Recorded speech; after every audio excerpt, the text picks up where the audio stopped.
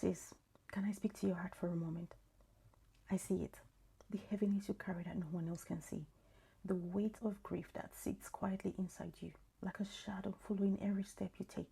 You try to put words to it, but nothing seems to fit. Nothing seems adequate. And maybe that's why you carry it alone. Maybe it's grief over a dream that died before it even had a chance.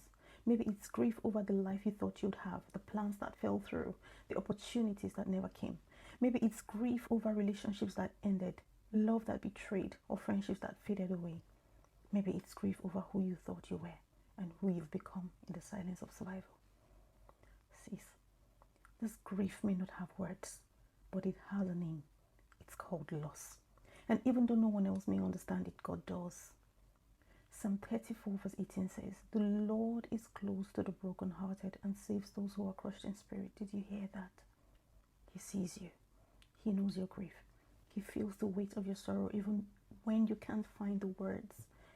Even when you've learned to smile through the ache, God is right there, holding you.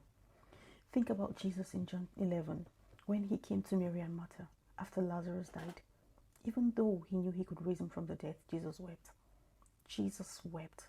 He allowed himself to feel the depth of grief, because grief is not weakness, it is love responding to loss. And if Jesus, the Son of God, could cry over loss, then you are allowed to feel the depth of your grief too.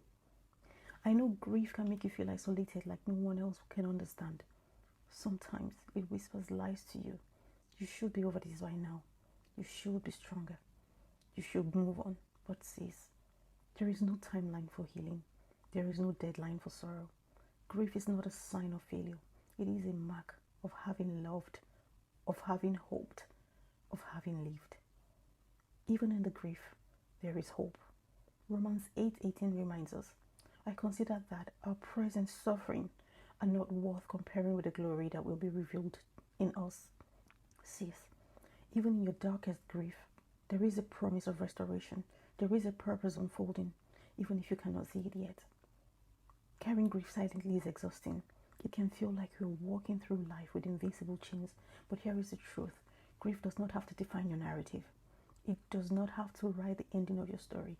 And God, who sees your sorrow, is inviting you to step into healing, to step into strength, to step into life again. At Redefine Your Narrative, we believe that your grief does not erase your worth. It does not diminish your story. It is part of your journey, yes, but it is not the whole story. The story is still being written. Your voice still matters. Your presence still impacts the world around you. Sis, I want you to breathe, to acknowledge the grief, to allow yourself to feel it without shame. And then I want you to take one step forward, however small, and declare, "I will live, I will heal, I will rise. My story is not over." Your grief does not disqualify you from joy. Your grief does not disqualify you from purpose. Your grief does not disqualify you from love. God's love, or the love of those who truly see you. Your grief may not have words, but your life still has a voice. Your story still has a heartbeat. And today, you have permission to begin the next chapter. A chapter where healing meets hope, where pain meets purpose, and where loss becomes the seed of resurrection.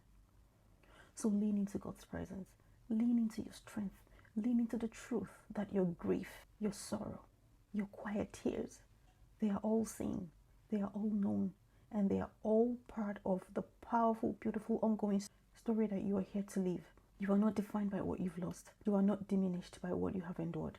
You are seen, you are valued, you are loved. And today, you begin to redefine your narrative. God bless you.